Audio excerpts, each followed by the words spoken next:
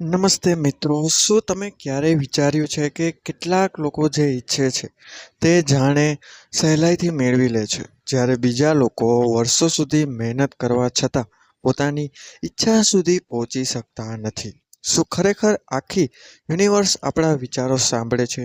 શું માત્ર સાચી રીતથી માંગવામાં આવે તો જીવનમાં પૈસા, સફળતા, પ્રેમ, સ્વાસ્થ્ય અને સુખ બધું મળી શકે?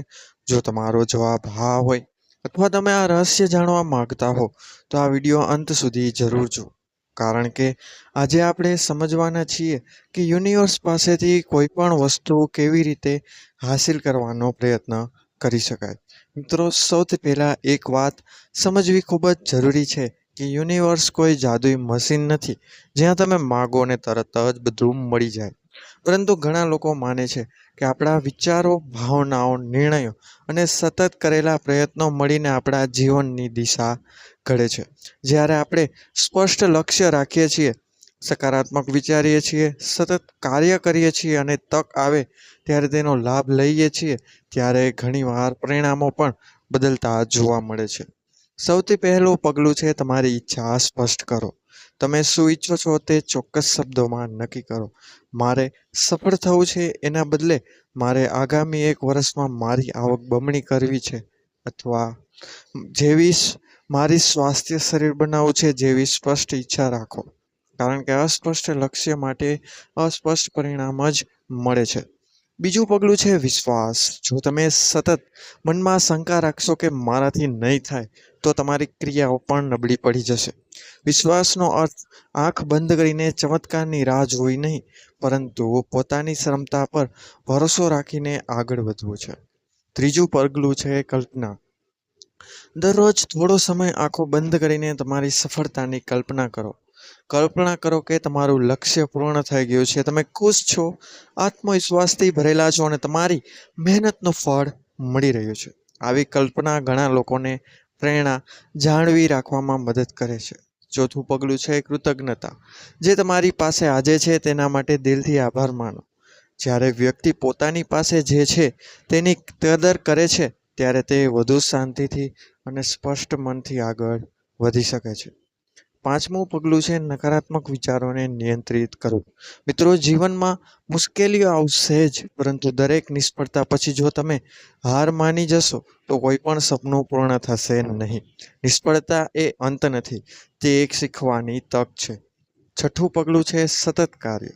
માત્ર વિચારવાથી કે પ્રાર્થના કરવાથી પરિણામ મળતું નથી. જો તમને નોકરી જોઈએ તો અરજી કરવી પડશે, ધંધો વધારો હોય તો કુશળતાથી શીખવું પડશે, સ્વાસ્થ્ય સારું જ હોય તો યોગ્ય આહાર અને કસરત કરવી પડશે. યુનિવર્સમાં વિશ્વાસ હોય કે ન હોય, સતત કરેલા પ્રયત્નો સફળતાની શક્યતા જરૂર વધારે છે. સાતમું પગલું છે ધીરજ રાખવી. દરેક બીજ વાવ્યા પછી તરત જ વૃક્ષ બનતું નથી. દરેક સપનાને પણ સમય જોઈએ છે. ઘણા લોકો થોડા દિવસ પ્રયત્ન કરીને હાર માની લે છે, જ્યારે સફળ લોકો સતત આગળ વધતા રહે છે. આઠમું પગલું છે પોતાની આસપાસનું વાતાવરણ સારું બનાવવું. સકારાત્મક લોકો સાથે રહો, પ્રેરણાદાયક પુસ્તકો વાંચો, ઉપયોગી વિડીયો જુઓ અને રોજ કંઈક નવું શીખો. નવમું પગલું છે પોતાની વાતો પર ધ્યાન આપવું. જો તમે રોજ કહેશો કે હું કમજોર છું, હું ક્યારેય સફળ નહીં થાવ, તો મન પણ એ જ માનવા લાગશે. તેના બદલે આ રીતના કહો કે હું દરરોજ આગળ વધી રહ્યો છું, હું શીખી રહ્યો છું અને મારી સફળતા માટે કામ કરી રહ્યો છું. 10મું પગલું છે બીજાને મદદ કરે. જ્યારે આપણે નિસ્વાર્થ રીતે સારા કામ કરીએ છીએ, ત્યારે સમાજમાં સારા સંબંધો, વિશ્વાસ અને સહકાર વધે છે, જે જીવનમાં નવી તકો લાવી શકે છે. 11મું પગલું છે પોતાના લક્ષ્યને લખો. ઘણા સફળ લોકો પોતાના સપનાઓને કાગળ પર લખે છે અને દરરોજ તેને વાંચે છે. આથી મનમાં સ્પષ્ટતા રહે છે અને ધ્યાન ભટકતું નથી. 12મું પગલું છે ભય છોડવો. ઘણીવાર લોકો નિષ્ફળતાના ડરથી શરૂઆત જ નથી કરતા, પરંતુ યાદ રાખો, જે શરૂઆત નથી કરતો તે જીતવાની તક પણ ગુમાવી દે છે. 13મું પગલું છે શિસ્ત. દરરોજ થોડું થોડું કામ કરવું, સમયનું પાલન કરવું અને પોતાની આદતો સુધારવી લાંબા ગાળે મોટો ફેરફાર લાવે છે. 14મું પગલું છે પોતાની તુલના બીજાઓ સાથે ન કરો. દરેક વ્યક્તિનો રસ્તો અલગ હોય છે. તમારે માત્ર ગઈકાલના પોતાના કરતાં આજે વધુ સારું બનવાનું છે. 15મું પગલું છે પ્રાર્થના અથવા ધ્યાન. ઘણા લોકો માટે પ્રાર્થના અને ધ્યાન એ મનને શાંત રાખવામાં મદદ કરે છે. શાંત મનથી લેવાયેલા નિર્ણયો ઘણીવાર વધુ સારા હોય છે.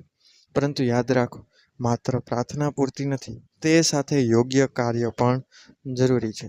જીવનમાં ઘણી એવી ઘટનાઓ બની શકે છે જેને લોકો યુનિવર્સનો સંકેત કહે છે. ક્યારેક નવી તક મળે છે, યોગ્ય વ્યક્તિ મળે છે અથવા અચાનક કોઈ સારો વિચાર આવે છે. આવા અવસર આવે ત્યારે ડર્યા વગર તેનો લાભ લો. ઘણીવાર સફળતા ચમત્કારથી નહીં, પરંતુ તૈયારી અને તક મળવાથી જ મળે છે. જો તમે દરરોજ સ્પષ્ટ લક્ષ્ય, સકારાત્મક વિચાર, કૃતજ્ઞતા, સતત મહેનત, શિસ્ત, ધીરજ અને યોગ્ય નિર્ણય સાથે આગળ વધશો, તો તમારા જીવનમાં પરિવર્તન આવવાની સંભાવના ચોક્કસ વધશે. અંતમાં એક વાત યાદ રાખજો, યુનિવર્સ પર વિશ્વાસ રાખો કે નહીં તે વ્યક્તિગત માન્યતા છે, પરંતુ પોતાના વિચારો સુધારવા, સારા કર્મ કરવા, નવી કુશળતા શીખવી, સતત પ્રયત્ન કરવા અને તકનો લાભ લેવા જેવી બાબતો કોઈપણ વ્યક્તિના જીવનમાં સકારાત્મક બદલાવ લાવી શકે છે. કદાચ આ જ સાચું રહસ્ય છે કે જ્યારે તમારો વિચાર, તમારો વિશ્વાસ અને તમારી મહેનત એક જ દિશામાં કામ કરે છે, ત્યારે તમને સપનાઓની નજીક પહોંચવાની સૌથી વધુ તક મળે છે. તેથી આજથી જ નક્કી કરો કે તમે માત્ર ઈચ્છા નહીં કરો, પરંતુ તે ઈચ્છાને હકીકતમાં બદલવા માટે દરરોજ એક નાનું પગલું જરૂર ભરશો. કદાચ એ જ પગલું તમને તમારા સપનાની સૌથી નજીક લઈ જશે. જો તમને આ માહિતી ઉપયોગી લાગી હોય તો વિડીયોને લાઈક કરો, ચેનલને સબસ્ક્રાઈબ કરો અને કોમેન્ટ બોક્સમાં આ વસ્તુ અવશ્ય લખજો કે હું મારા સપનાઓ માટે આજે જ શરૂઆત કરું છું. તો મિત્રો, વિડીયોના કોમેન્ટ બોક્સમાં એકવાર જય મા લક્ષ્મી પણ અવશ્ય લખજો. વિડીયોને લાઈક કરજો, ચેનલને સબસ્ક્રાઈબ કરજો, જેથી અમારા નવા વિડીયો તમને મળતા રહે. તો મળીશું મિત્રો આપણે આવા જ નવા વિડીયો સાથે. ત્યાં સુધી બધાને મારા હર હર મહાદેવ. ધન્યવાદ. અસ્તુ.